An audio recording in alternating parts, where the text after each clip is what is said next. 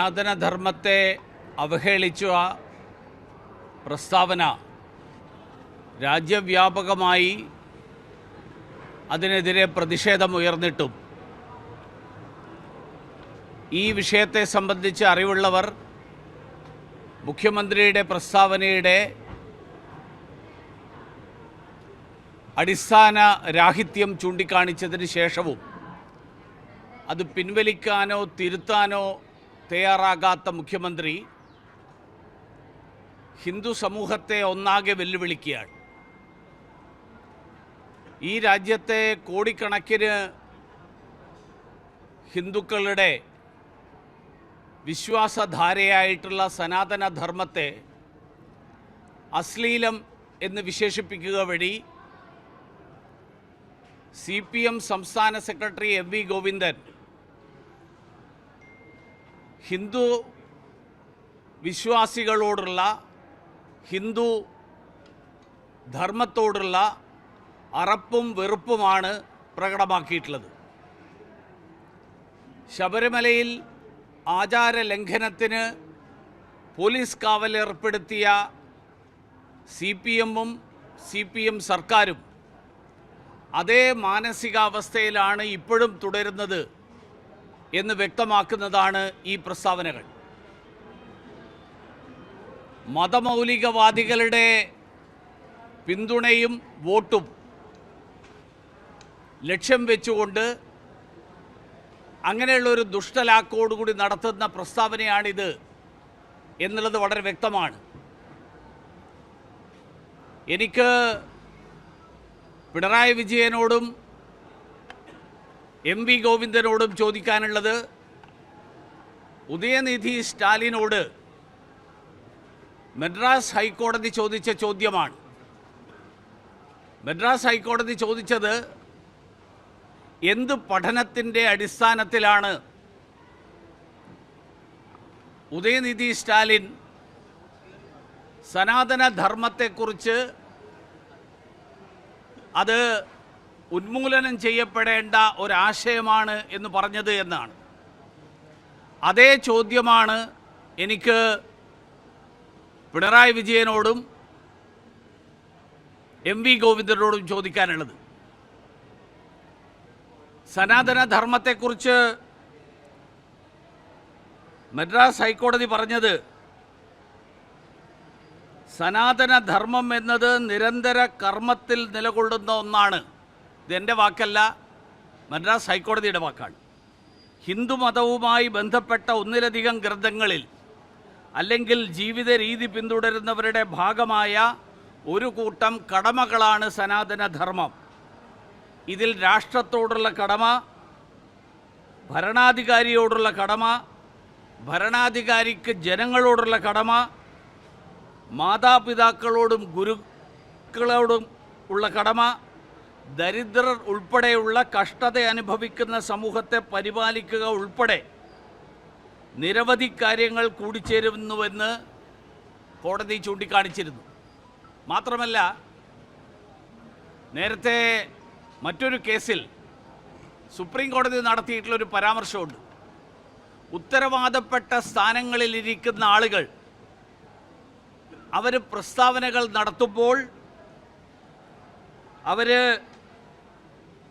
ജാഗ്രത പാലിക്കണം. അവർ നടത്തുന്ന പരാമർശങ്ങൾ വസ്തുതകളുടെ അടിസ്ഥാനത്തിലായിരിക്കണം എന്ന് സുപ്രീം കോടതി നൽകിയിട്ടുള്ള നിർദ്ദേശത്തെ അടക്കം തള്ളിക്കളയുകയാണ് പിണറായി വിജയനും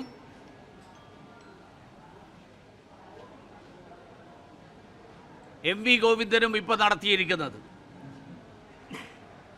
വാസ്തവത്തിൽ ഇതൊന്നും അറിയാത്തത് കൊണ്ടാണ് ഈ പ്രസ്താവന നടത്തുന്നത് എന്ന് എനിക്ക് അഭിപ്രായമില്ല.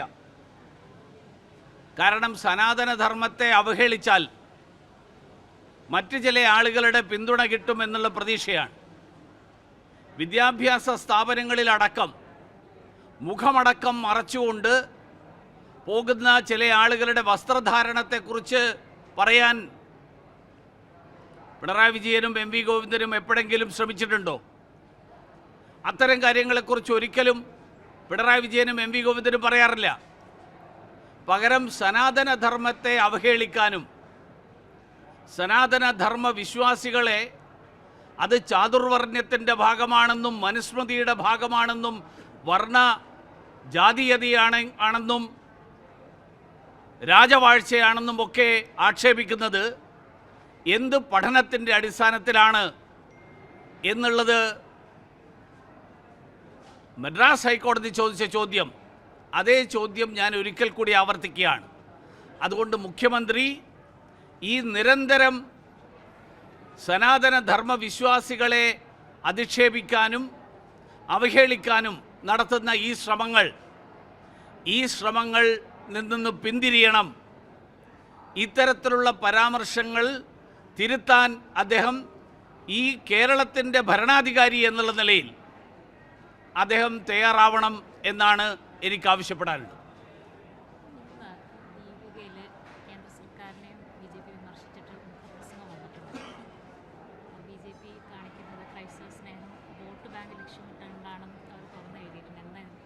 ഞാൻ കണ്ടിട്ടില്ല അത്. ദീപിക പത്രമല്ല, അവർക്ക് ഇഷ്ടം പോലെ എഴുതാൻ. എല്ലാ പത്രങ്ങൾക്കും അവരവരുടെ മനോരമയ്ക്കും മാതൃഭൂമിക്കും ഒക്കെ അവരുടെ അഭിപ്രായം പറയാവുന്നതുപോലെ ദീപികയ്ക്കും അഭിപ്രായം പറയാം. മന്ത്രി ഗണേഷ് കുമാർ എന്ന മുഖ്യമന്ത്രി തള്ളിക്കൊണ്ട് രംഗത്ത് വന്നിട്ടുണ്ട്.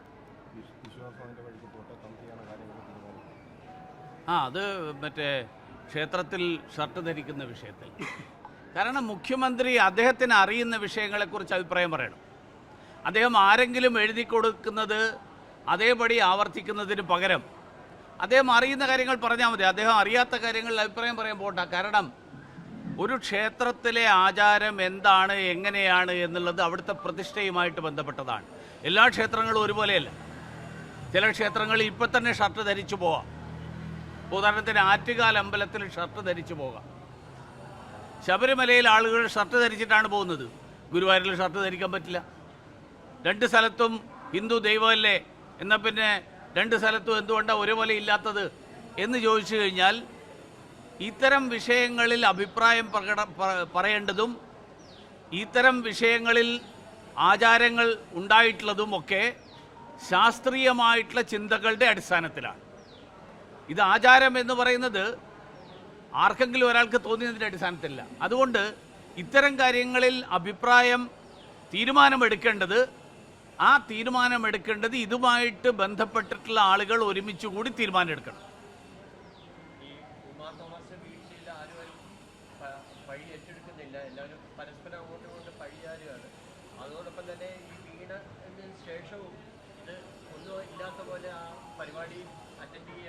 അല്ല, വാസ്തവത്തിൽ ഉമാ തോമസിൻ്റെ മാരകമായിട്ടുള്ള ഒരു പരിക്ക്, ഗുരുതരമായിട്ടുള്ള പരിക്ക്, ഞാനിപ്പോൾ അവരുടെ ഹോസ്പിറ്റലിൽ പോയിട്ട് ബന്ധുക്കളെ സന്ദർശിച്ചതിന് ശേഷമാണ് ഞാൻ ഇങ്ങോട്ട് വന്നത്.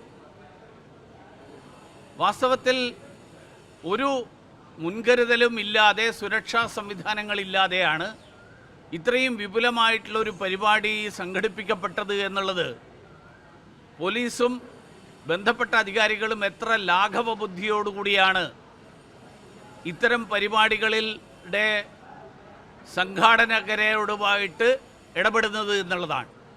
ഏതാനും മാസങ്ങൾക്ക് മുൻപാണ്, അല്ലെങ്കിൽ ഏതാണ്ട് ഒരു വർഷത്തിനിടയിലാണ് കളമശ്ശേരിയിൽ ഒരു വലിയ സംഗീത പരിപാടി നടത്തി ആ പരിപാടിയിലെ തിക്കും തിരക്കിൽ ആളുകൾക്ക് ജീവൻ നഷ്ടപ്പെട്ടത്. അപ്പോൾ അങ്ങനെയുള്ള ഒരു സാഹചര്യം ഉണ്ടായതിന് ശേഷവും ഓരോ സംഭവത്തിൽ നിന്നും ഒരു പാഠവും ഉൾക്കൊള്ളാൻ സർക്കാർ തയ്യാറല്ല എന്നുള്ളത് ഗുരുതരമായിട്ടുള്ള പ്രശ്നമാണ്. മാത്രമല്ല, ബന്ധപ്പെട്ട അധികാരികൾ ഒന്നും തന്നെ അറിയാതെ GCDA ചെയർമാൻ നേരിട്ട് സംഘാടകർക്ക് അനുവാദം കൊടുത്തു എന്നാണ് മാധ്യമങ്ങൾ റിപ്പോർട്ട് ചെയ്തിട്ടുള്ളത്. ആ വസ്തുത ശരിയാണെങ്കിൽ, ആ വിവരം അത് ശരിയാണെങ്കിൽ അത് ഗുരുതരമായിട്ടുള്ള ചട്ടലംഘനവും ഫലത്തിൽ ഒരു അഴിമതിയുമാണ്. അതുകൊണ്ട് GCDA ചെയർമാനെ മാറ്റി നിർത്തിക്കൊണ്ടുള്ള ഒരു വിജിലൻസ് അന്വേഷണം, അങ്ങനെ ഒരു വിജിലൻസ് അന്വേഷണത്തിലൂടെ മാത്രമേ യഥാർത്ഥത്തിലുള്ള വസ്തുതകൾ പുറത്തു വരുള്ളൂ. GCDA ചെയർമാൻ ആ പദവിയിൽ ഇരുന്നു കൊണ്ട് വിജിലൻസ് അന്വേഷണം എന്ന് പറഞ്ഞാൽ, വിജിലൻസ് എന്ന് പറഞ്ഞാൽ കൂട്ടിലടച്ച തത്തയാണ്, നമുക്ക് എല്ലാവർക്കും അറിയാം.